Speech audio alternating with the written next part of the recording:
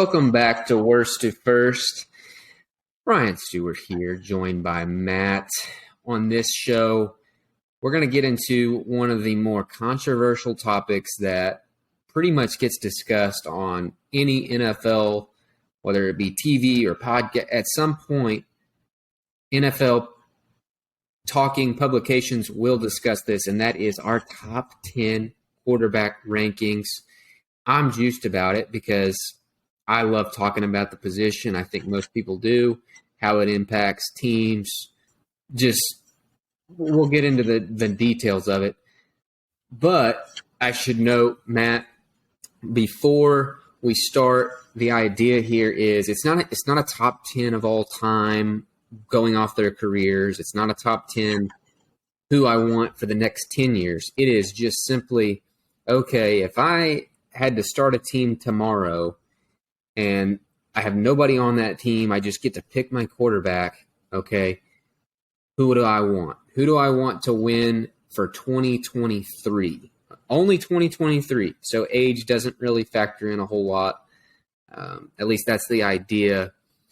And I've talked enough.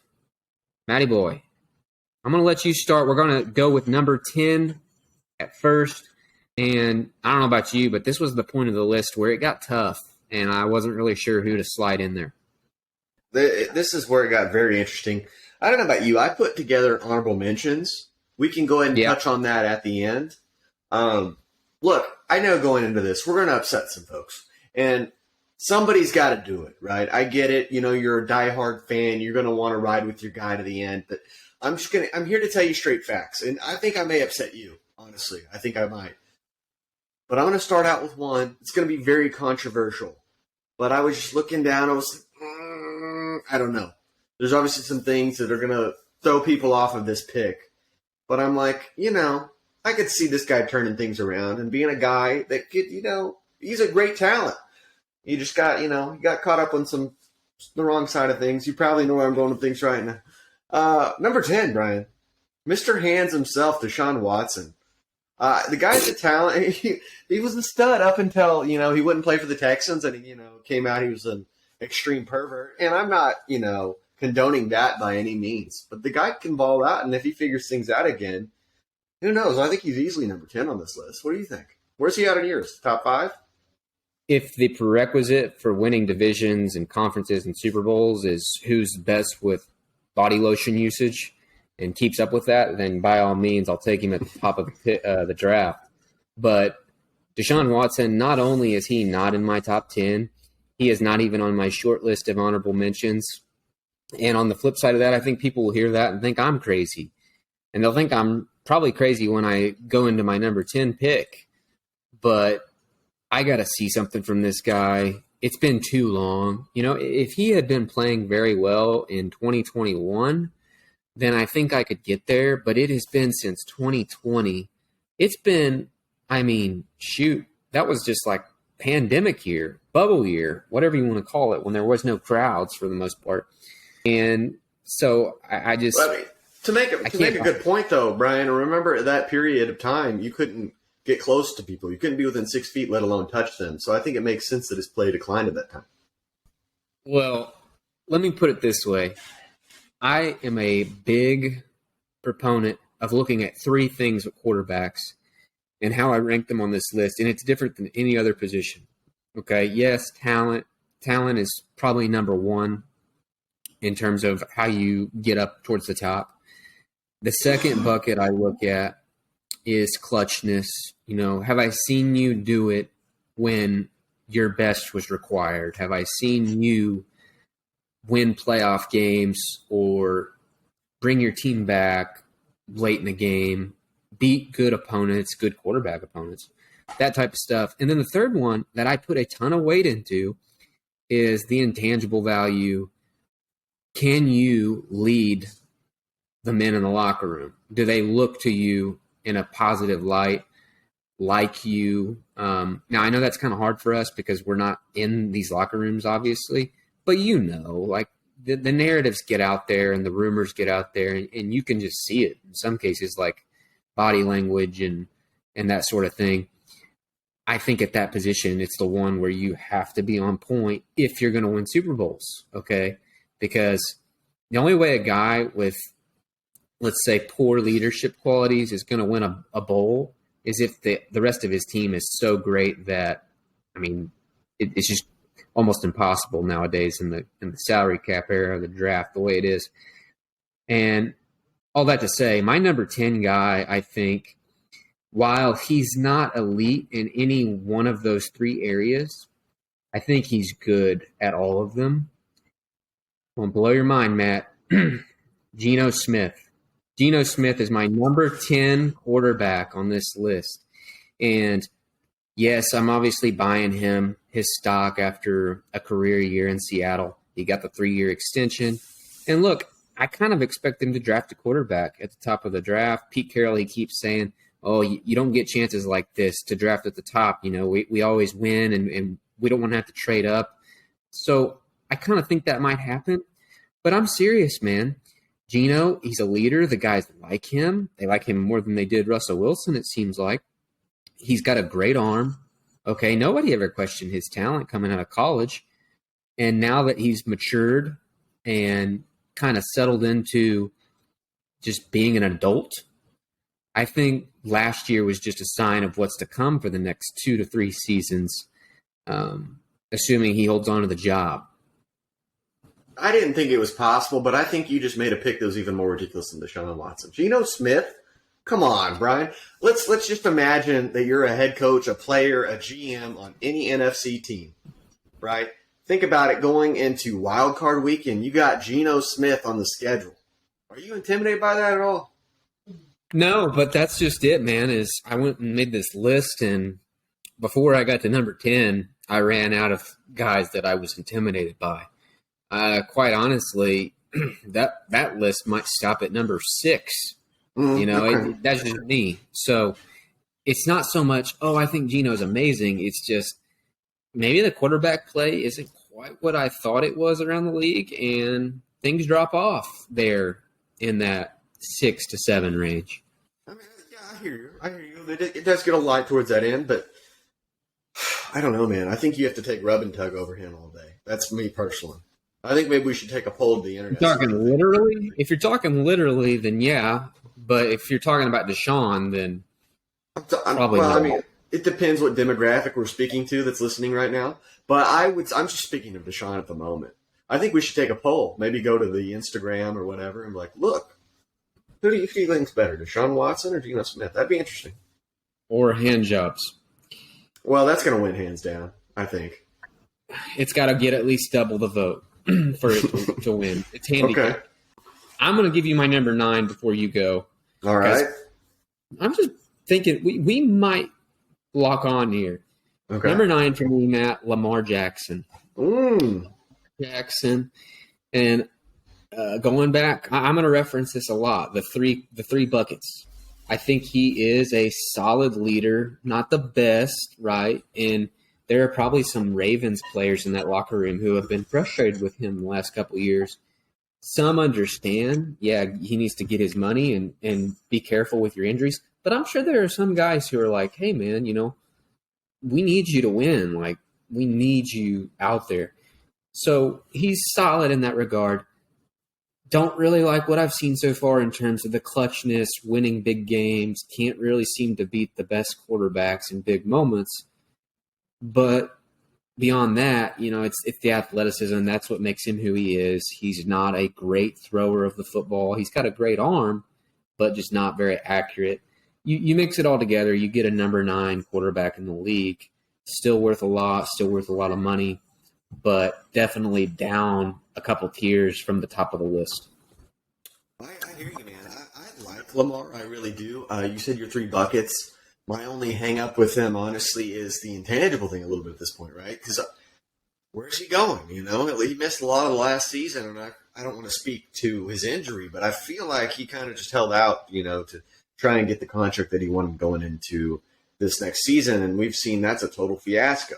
I have Lamar on my list. I do, and this may shock you a little bit. I've got him all the way at number 6. I know Bass Daddy probably ranks Lamar at 32, 31, maybe 30. I don't know.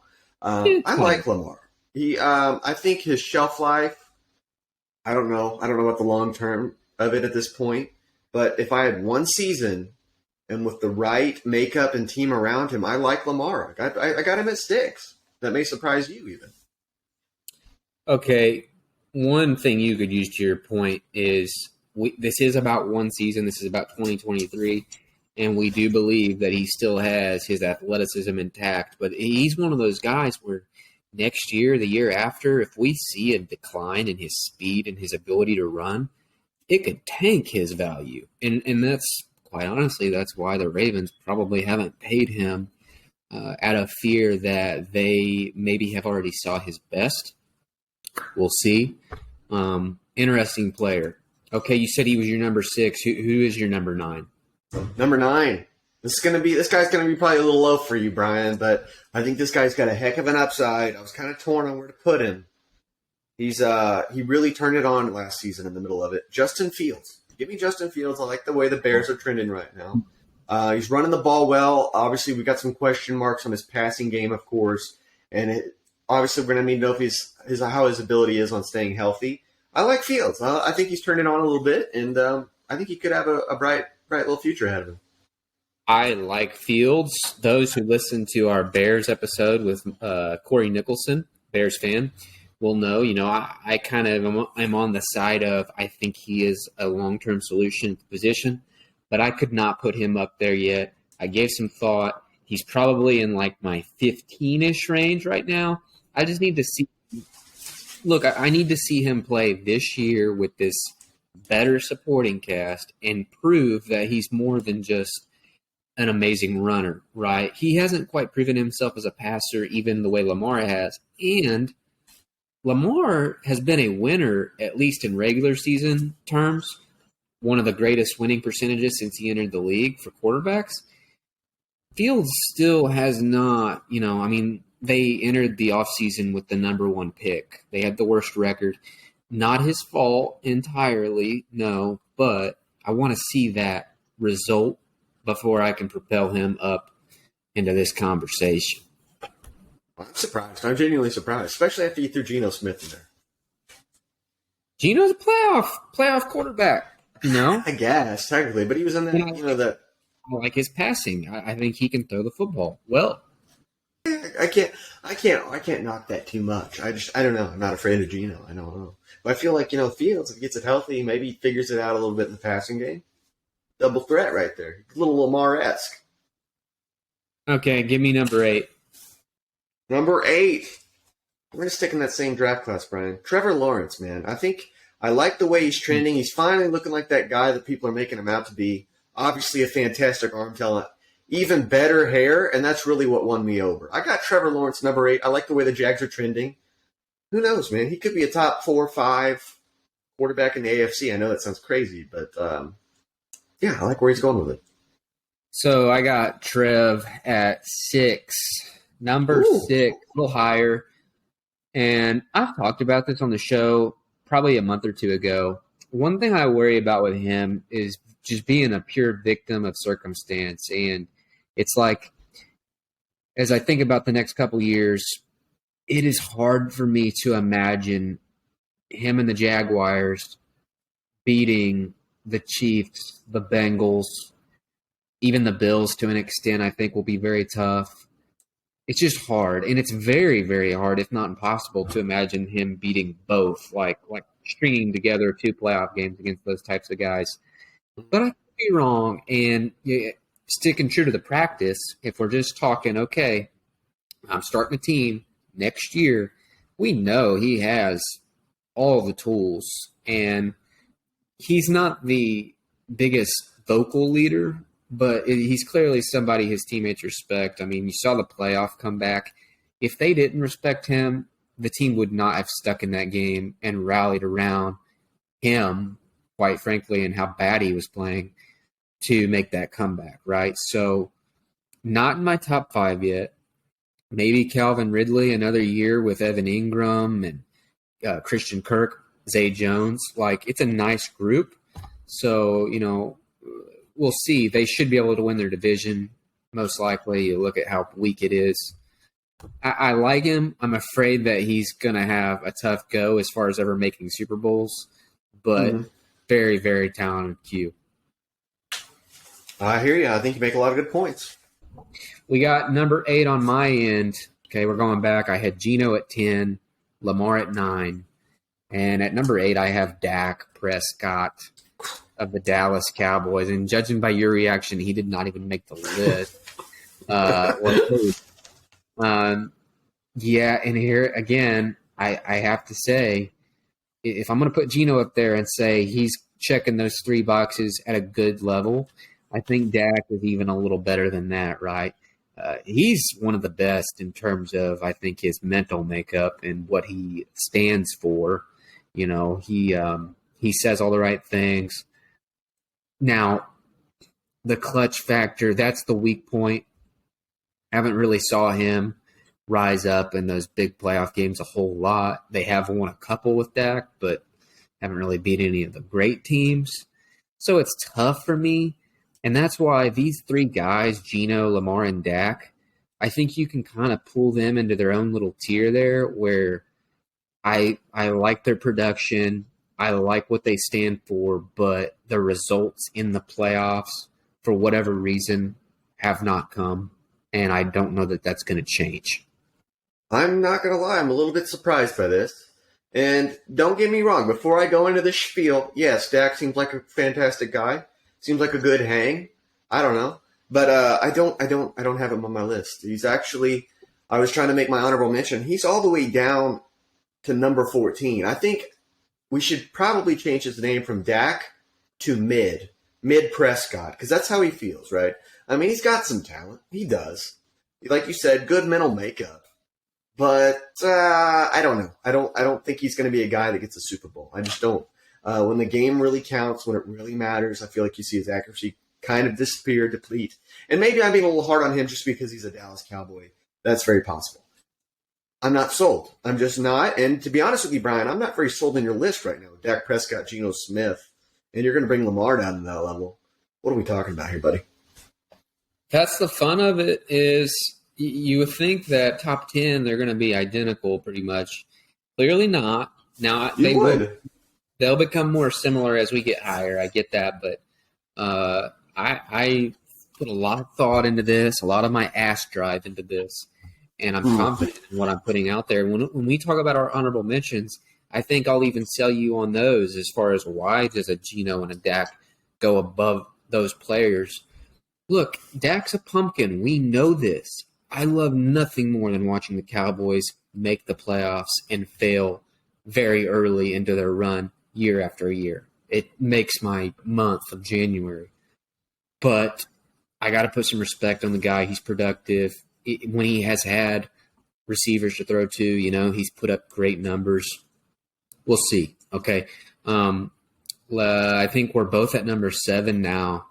And Matt, I'm going to let you go. Who do you have at 7? Number 7, man, this was a tough one for me. I was like, do I want to put this guy in here?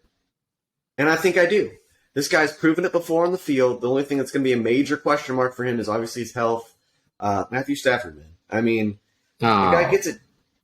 What? You're not a Stafford guy? You put Dak Prescott in there, but not Stafford? They're basically the same guy. One has a Super Bowl. Is he even playing? I mean, I haven't seen him since Super Bowl 56.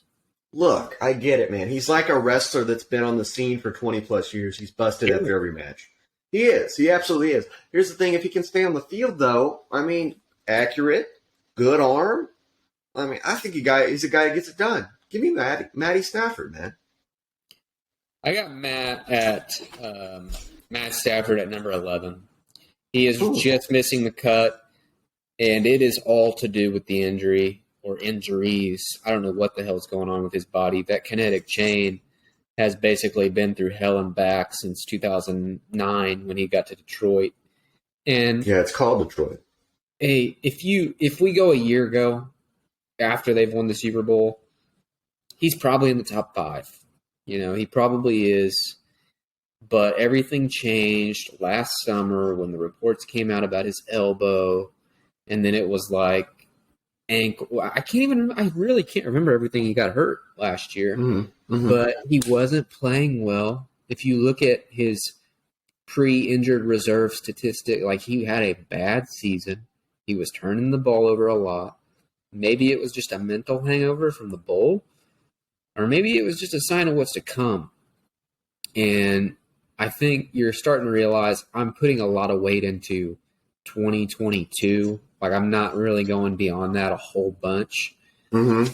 So there's a chance that Stafford propels back up into the top 10, but I'm honestly more concerned that he even can finish the season in 2023. I don't trust it. I think the Rams are going to suck, but that's neither here nor there. So, yeah, he's like number 11, maybe number 12 in my book.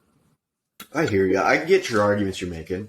He's 10-man at this point. But if he's on the field, I like the product he puts out there. Yeah, that is not disagreeable. Results are there. Okay, my number 7, Matt. Aaron Rodgers. Ooh. Aaron Rodgers at 7. I mean, look, MVP twice in 2020 and 2021, but last year was not up to snuff. When we talk about the talent, I still think it's mostly there, right? He can make the throws. And his production, the team over the years, it's been a mixed bag, right? He won a Super Bowl, which is more than most people can say, but he's also lost in the NFC Championship, divisional, or wild card round, like, for the last 12 years. And so that's, like I said, mixed bag. The off the field stuff, I think some guys really endear themselves. They love Aaron. They want to be his best buddy. But I think there are a lot of people you don't hear from who have been in the Packers locker room who are kind of like the front office and probably just thinking, kind of over this. Like, I'm kind of tired of him dominating our vibe and being the only thing people talk about, care about. Like, it's bad enough that we're in this small market where the only thing Green Bay really hangs their hat on are the Packers. And that's cool, but it shouldn't all be just about one guy. And he's kind of made it that way with how he handles his business. So it's a whole – hey, I don't want to talk about the Jet stuff really, but we know it could be going in a new direction. So for this 1 year, I think he still has some juice. And if he can just kind of like minimize the distractions around him, probably looking at a possible playoff team, probable playoff team, and we'll just go from there. But clearly he's not for long in terms of his career. Yeah, you mentioned earlier you kind of break it up into 3 buckets. That's kind of where my head went with Aaron Rodgers. Great arm talent, obviously one of the greatest of all time. He's not cracking my top 10. No chance in hell, if I'm being honest with you, Brian. He's too much drama. He's off in the darkness doing coffee enemas, doing DMT and whatnot. Whatever, fine. You know, I get it. You got to entertain the Rogan podcast. I understand. I do. I truly do. I don't like it, man. He's just not a winner. If you look on Sunday, that team's down 7, 10 points. You can look on his face. He's not a guy that leads the team and makes them come back. And I think you need to have that to win a Super Bowl. Ultimately, I think that's why ever since that first Super Bowl that he won, he's been depleted. He's not been there because it's all became about being Aaron and that saga. And you can't tell me he's going to go to New York and it's going to be all smooth sailing and there's not going to be drama along the way. I just don't see it. Yeah, that's a great thing you say there about kind of like when you watch him in those games and they're behind, just the look in his eyes, the way that he is kind of behaving around his teammates, it doesn't line up with the greats, right? It's not like what you would see from Brady or a Manning or even like, I don't know. Well, nowadays, the guys in my top 3. But yeah, it's the talent is all time, and I think he still has a decent amount of that, and it's enough to get him into the 7th slot. Okay, I'm not crowning him, and honestly, if he goes to the Jets, I'm probably not going to pick him to make playoffs because I think the AFC is too stacked. and he's not going to be there for the offseason. But, Mm-hmm. you know, it's tough. I get it. I hear where you're coming from. You picked a legend. I understand. I got him on my honorable mention, though, at number 13. He edges out Dak Prescott. Wow. Yeah. Oh, well, I'm going to fire up a couple fan bases with that. You definitely have. Probably some have turned this off. They're so pissed. Number 6, I had Lawrence. Mm-hmm. Did you go over your 6? I can't remember. I think you did. I did. You had him at number 9. I have Lamar Jackson. He's holding down that 6th spot for me. Okay, so we're at top 5. And just kind of going here, I think our top 5 are the same. It's just how did we put them in order? My 5th is Herbert. I got Herbert at number 5. Love his talent. I think his pure talent could probably put him at 2nd or 3rd on this list. Mm-hmm. And I think his teammates like him a lot. I don't think you'd probably find anybody who'd say anything bad about Herbie. But I just want more of like a visible fire about him personally. Mm-hmm. What's got him below the other guys on this list? I want to see him like on TV command the team and not take that back seat because, he's kind of introverted. That's the whole deal on him coming out of college. Like, oh, this guy's introverted, whatever. That's okay. It's just, can he turn it up a little bit to where he's really inspiring his teammates to be great from start to finish in games and win against the big boys who are in the top 4 of this list. But he's amazing, and his arm is – he makes throws that, there are a couple guys who can make them, but only a couple. And it's pretty credible to watch. But he's on a godforsaken franchise that's cursed at best, and therefore it's hard to imagine him ever getting to the ultimate stage. Yeah, no, definitely. Herbert, big fan of Herbert. You might not see this coming, Brian. I have him at number 3. Justin Herbert, I think, honestly, he throws the best-looking ball in the league, if that means anything to you. And you talk about your 3 buckets. I bring that up again. I realize I have a 4th bucket. Great head of hair, man. Herbert, I just like him as free, man. Good passer. And if he wasn't on LA, I don't know, man. If he had a decent head coach, like say maybe I was coaching his team, we'd win multiple Super Bowls. If you are coaching his team, yeah. Buddy, okay. I'm just saying, Brandon. What? He'd spike a football through your ass. Well, because that's how good arm talent he has, Brian. But he's not going to do that. He's going to listen to his head coach. We're going to throw the ball downfield. You know what we're going to do? We're going to be efficient. We're going to pick and choose our 4th down. Go for it plays that Brandon Staley would mess up. I would get it right. That'll be what gets him up higher. Like if we look at this list next year – and things go great for the Chargers in 23, it's going to be, hey, he got this new coordinator, Kellen Moore, and he unlocked another dimension of his game. And if that happens, I could see him getting to 3rd, maybe higher. I don't know. Okay, well then who's number 5 for you? Number 5, Brian. This is probably gonna fire some people up. I'm not gonna lie. Carson Palmer, Joe Burrow, man. I think Joe Burrow. He's good. He's a winner, dude. He is a winner. There's no doubt about it. 5? Number 5. Yeah, hear me out.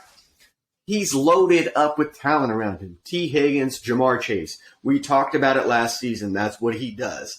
When he gets in a tough spot, let's throw it up deep to one of my fantastic receivers. They're going to come down with the ball. I think skill-wise, when you compare him to an Allen, Herbert, etc., I don't think he's quite there. He has those intangibles where he has this, for whatever reason, ability to win games.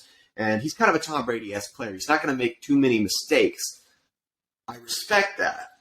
But that's not what I'm going with when I want to build my team to win the Super Bowl. Number 5, I feel like that's a fair play. Yeah, and that's the crazy thing is you could sell me on him being 4th, 3rd, The arm talent is certainly 4th at best out of this group we're discussing. And I actually have Burrow at 2. I do. Oh. I had a hard time deciding between that and 3rd. But, look, I think, yes, he does have the best receivers in the league, no doubt.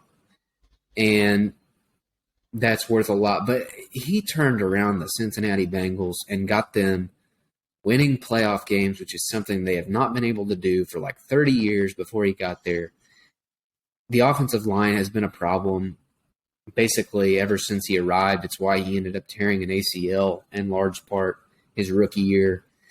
And so, don't get me wrong, does it annoy me at times to see him just throw a ball up and T. Higgins and Jamar Chase kind of like do the majority of the work, and Joe kind of, he gets the A grade, but he did just partial.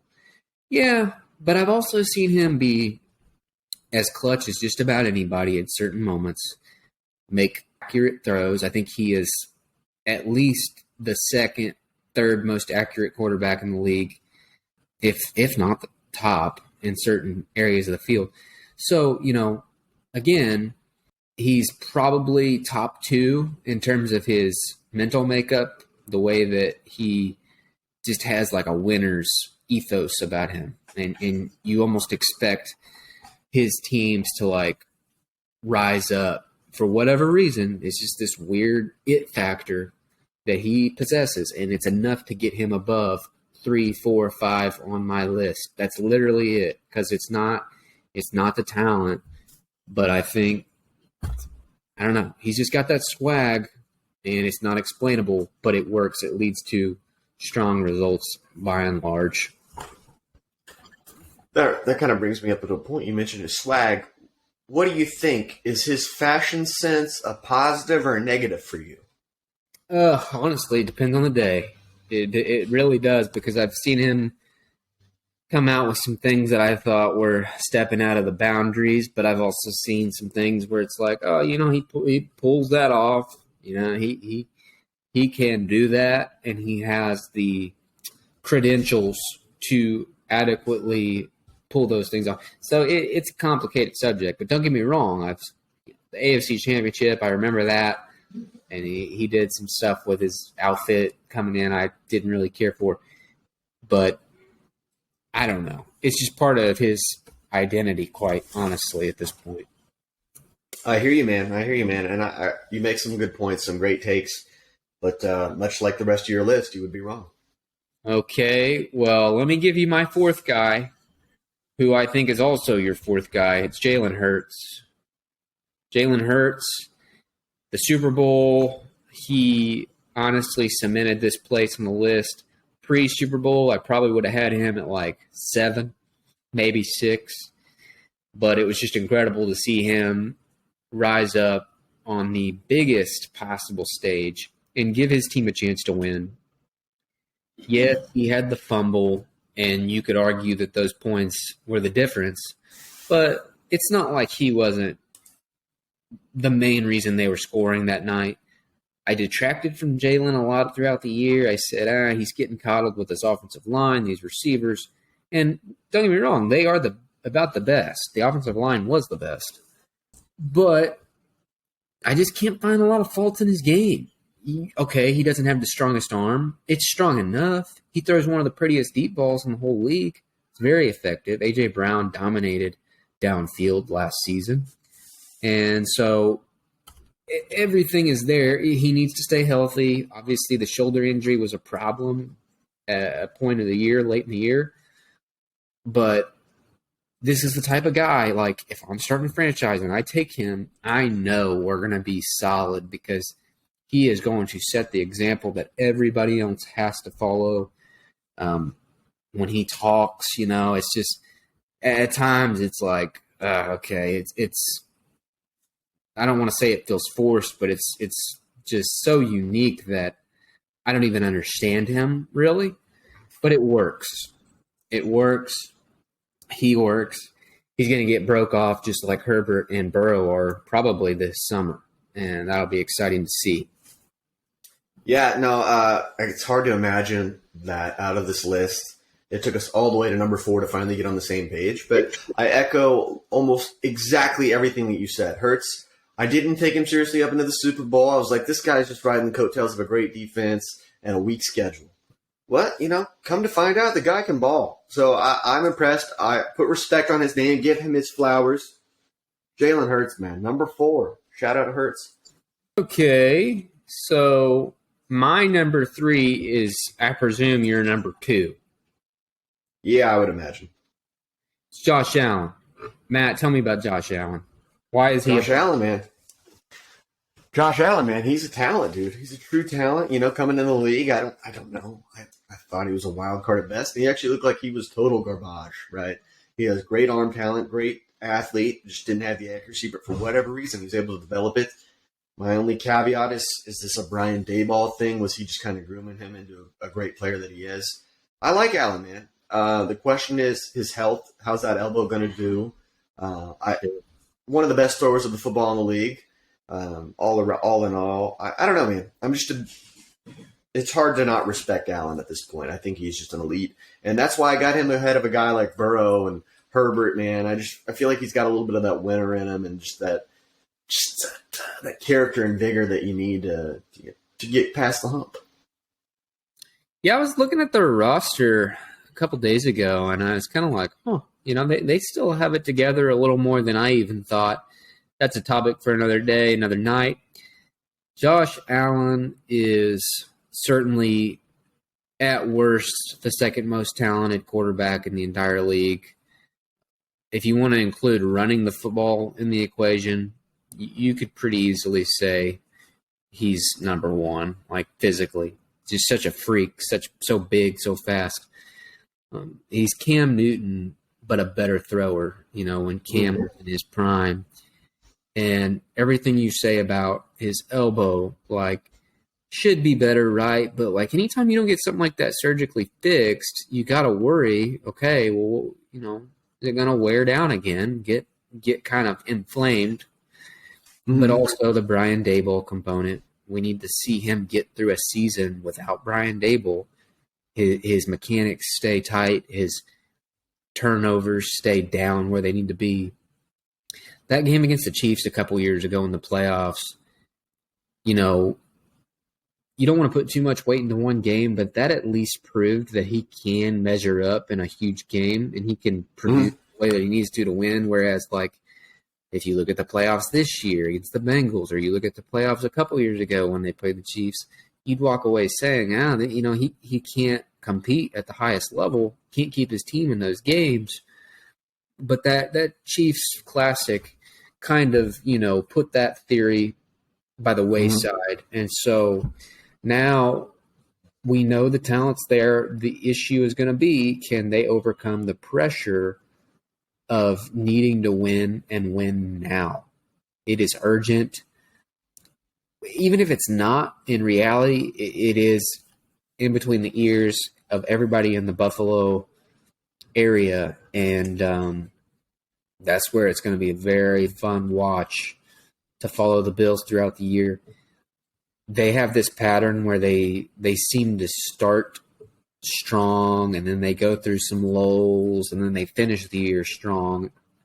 But we'll see if that continues. It's going to be one of those teams. You got to put a pin in them until the playoffs, because it seems like they really struggle with injuries. At least they did this year. I don't know. But, yeah, Allen's elite. He definitely belongs in the top 3, no matter how you cut it. Definitely. And you made a great point. Just much like Jalen Hurts in that postseason game against Kansas City, that's when I really took note. I was like, okay, this guy is legit. I was like, it's all hype, But then, he did it on a big stage, and to no fault of his own, they lost that game. But like you said, in the postseason last year, we're seeing a bit of regression. I don't know if that's just a matter of the injury, the coaching staff, or what have you. That's the real question mark moving forward. Is it going to turn back to that older Josh Allen, or are we going to start to see more of a decline like Cam Newton you mentioned? So it'll be interesting. All right, number 1, everybody already knows. You would have known before you listened, and he should be number 1 on any list. He should. Carson Palmer, you included. It's my homeboy, Patrick Mahomes, is number 1 on both of our lists. And, yeah, look, we're clearly using what took place in the past 5 years to inform the decision, but he's still only 27, going on 28 years old later this year. And so he arguably is just entering his physical prime. We know the quarterback position, he's only going to get better mentally as he goes. And so you combine those two things together, and we may be seeing the best version all around athleticism, mental capacity here in the next 3 years or so of Patrick's career. And I think he is the best in clutch situations. There are plenty of statistics to support that. The stuff when he comes from behind in late in games, but even just in tight games, we've seen it year after year. And then I also think he is the best leader. Just one of the guys, right? Like, yeah, he's a quarterback, but I don't think it really feels like that. I don't think his teammates sense that. Treats everybody, probably not only how they want to be treated, but how they should be treated. And again, when you watch games, he's got that locked in it factor that so few of the greats have had, and even fewer have that are playing the game today. That's why he's number one for me, Matt. Yeah, I mean, you can't really argue with anything that you said. The thing I think that's interesting about him, man, is how good he's played already to this point, right? I mean, we think about the great quarterbacks. Sure, there's some that have probably been on a similar plane, i.e. Tom Brady, when it comes to Super Bowls at this point in his career. But he didn't do it playing the same way that Patrick is. Patrick's playing like an elite of elite quarterbacks at the peak of their career pretty early on, right? So, like you said, going into probably these years that would probably be considered the peak for a normal QB, very interesting to see how that plays out. You can't put him anywhere but one. I know Carson Palmer, like you said, homer pick. I understand you're appealing to the fan base, easy pop. I get it. But come on. You can't really say that. Joe Burrow's number 5. Everyone knows that. I don't even get the Palmer thing either, because he left Cincinnati on bad terms. And all that Burrow has done is everything Palmer ever wanted to do, getting them to a Super Bowl, winning a playoff game at all. Like, it's kind of weird, honestly.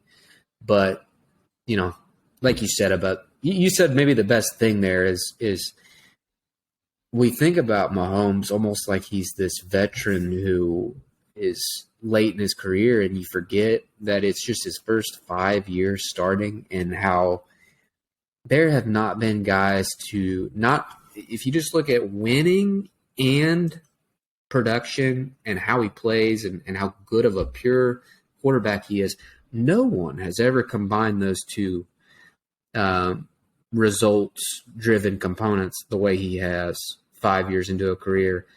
If he even continues along this road at 75% of what he's done so far, he's going to have all the records, and he's going to probably win, at least another Super Bowl, if not multiple.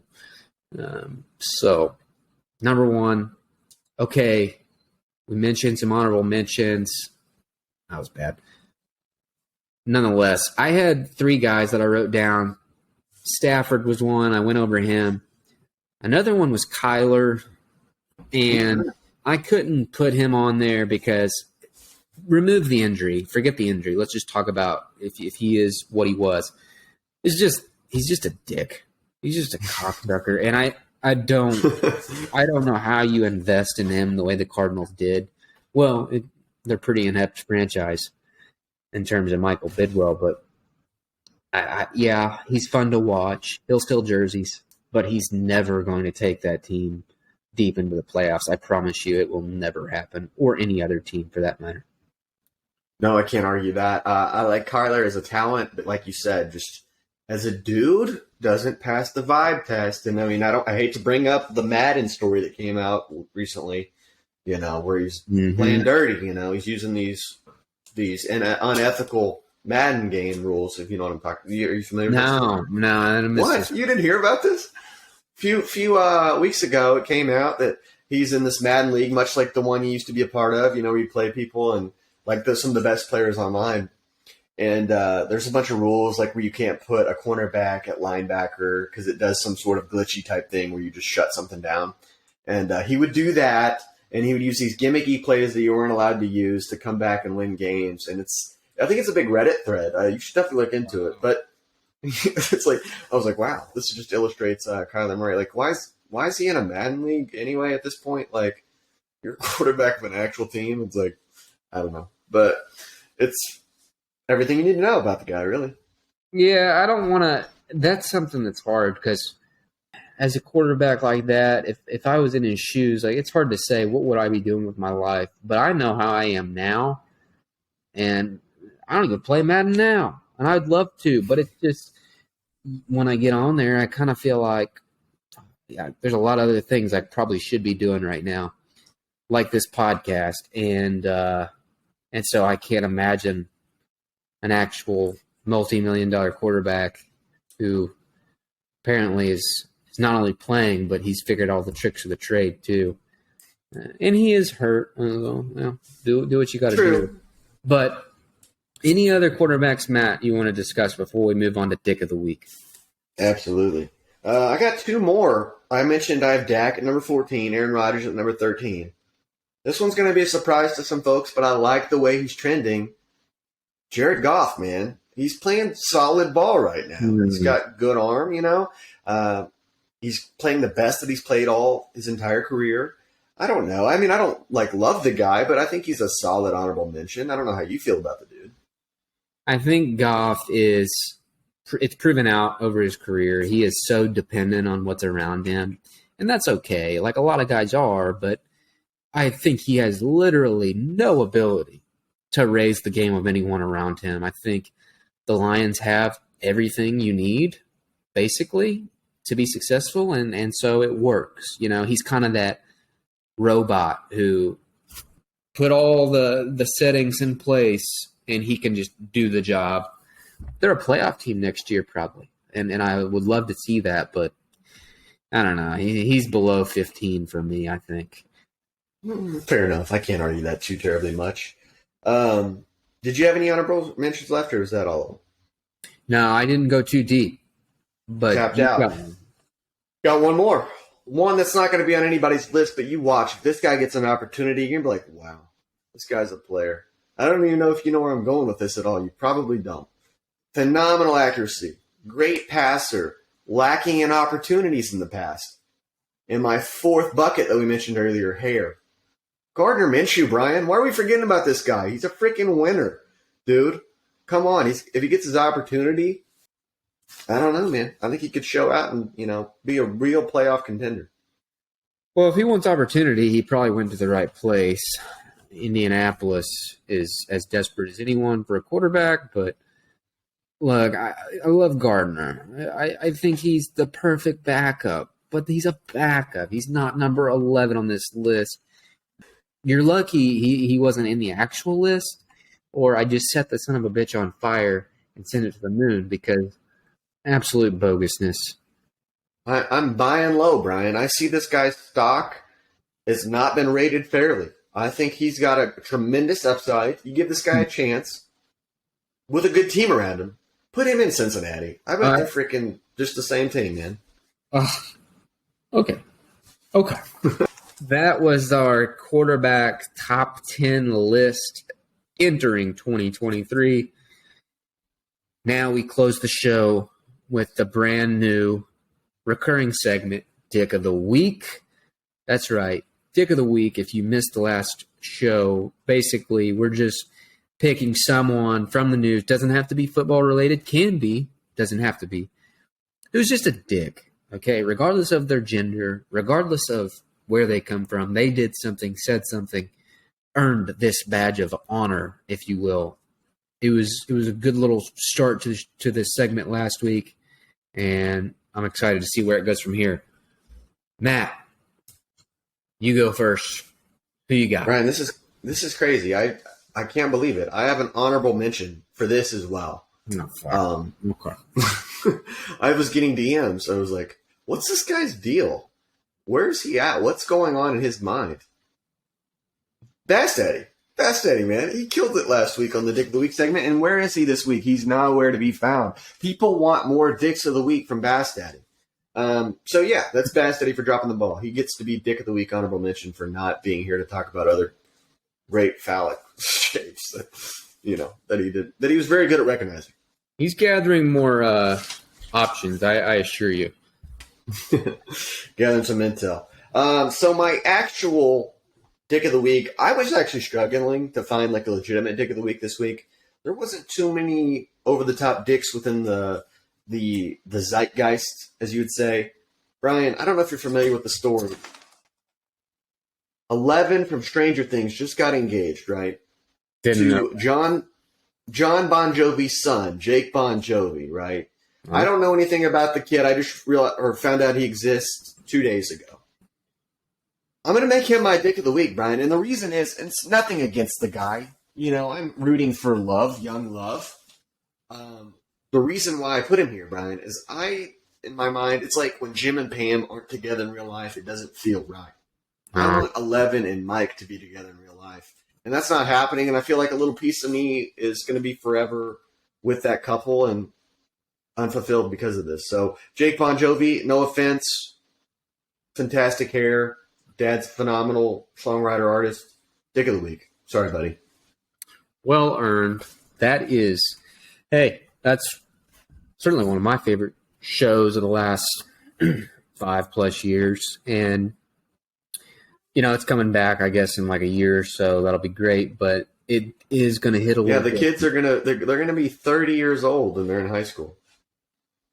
It's going to be hell school the way that the last season ended, it seems like. I don't know that we're going to see a whole lot of the educational system take place, but I don't know what this Bon Jovi fellow looks like. I'll withhold any judgment, but I kind of share your sentiment. At the same time, I want to say, get the fuck over yourself, because it's a show, and the vast majority of shows, for better or worse, there are no, real life relationships going on. They can't all be like Dewey and what's her face, Dewey and Sue from Scream. I know that's not her name, but anyways, I haven't seen the new Scream yet, so no spoilers. Yeah, me either. I'm meaning to go to the theaters. Haven't had a chance. Yeah, Gail. Yeah, close. All right, fair. My Dick of the Week. I actually stuck in the football world for this one because I thought it fit like a glove. And it is current, but not for long, Washington Commanders owner Dan Snyder. And it's pretty simple, Matt. Like, yeah, everybody's heard the history. This guy's a dickhead, okay? There's things that have been going on in that organization. He's ran it into the ground. He's taken it from being a flagship, multi-Super Bowl winning franchise in Washington, D.C. to just down there with the old Oakland Raiders, and just like, or not the old, the 2010 area Raiders. But the reason that it's almost like a hat tip to him is he is living the dream. He got to be a total piece of shit for decades and cash out for $6 billion. $6 billion? I understand the team's worth that. I get it. But it just doesn't even seem fair that he's probably a felon. If we could just uncover every little piece, and I know, he's been in and out of the courtroom lately. Maybe he will end up, paying some crazy fines, but it ain't going to be $6 billion. He's set. His family's set. His family's set. And it's kind of like a congratulations, F you proposition for me to Dan Snyder, my Dick of the Week. Fair play, man. This guy's been playing in the league for a while. Everyone hates him. I haven't kept my ears super close to the ground to remember off the top of my head all the things that he has done and atrocities he has committed. Maybe he's a dick for not bringing in Lamar Jackson before he left town. That might have saved some grace with the Commander fan base. I just thought about this, Bryan. Interesting question I want to pose to you. So the Commanders just sold for $6 billion, right? The WWE just sold for $9 billion. What would you rather have? What do you think's the better value? What's the better deal? The WWE for $9 billion? Commanders for $6 billion? For me, I don't know. I think the NFL is going to be king for a long time. So it's hard for me to say, especially when they sold for 67% of the price.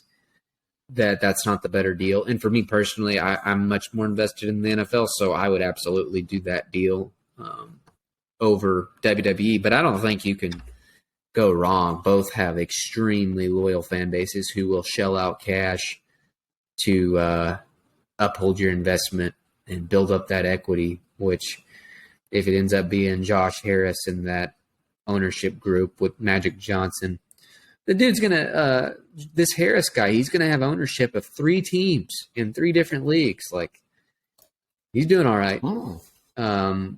You could call him Dick of the Week for just being that lucky or whatever he did to get that. That's awesome, I guess. I don't know. They're both Dicks of the Week. Like you said, Stan Snyder, probably a felon. Let's be real. Most rich people are probably felons in one way or another. Both of them. Felonious. Dicks of the Week. No question. All right, Matt. We're wrapping up. Got anything? No, I think solid episode. I wish Bass Eddie was here to talk about Kenny Pickett being in the top 10. We could go circles on that. But, I think besides that, I think this episode delivered everything I could have wanted and more. That's right. And listeners, wherever you are, however you may have gotten there, first off, don't take any drugs that you're not aware of the possible consequences of. Make sure that you have control over your livelihood in whatever setting you're in. And please follow, like, share all of our content. It means a lot. It does a lot. At Worst to First NFL on where we're on Twitter, Insta, TikTok for now until it gets sent away, and of course YouTube. And we'll be back. And when we are, we'll have more guests. And yeah. All right. Beautiful. Take care.